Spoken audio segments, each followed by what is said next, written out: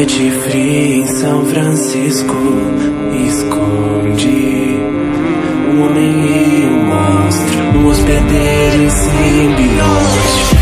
Ed Brock, repórter, botando o dedo na ferida, essa era a minha vida. Me provoque ter a morte, eu tô carregando dentro de mim um parasita. Alienígena fria, forma de vida faminta por coisas vivas em busca de outra vítima. Eu não posso me esquecer que eu sou um homem, mas juntos nós somos a simbiose. E os danos quem disse que nós ficamos? Humanos nós não matamos. Podemos comer seus crânios. E se eu me recusar, eu vou ter que te matar. Eu não quero te ajudar, é brigar ou marcar. Eu só não quero machucar pessoas boas. Não escolha. Eu já cansei de ser um fracassado. A vida toda. Vamos acabar com quem fica no caminho. Então é isso, monstro, nós estamos de acordo.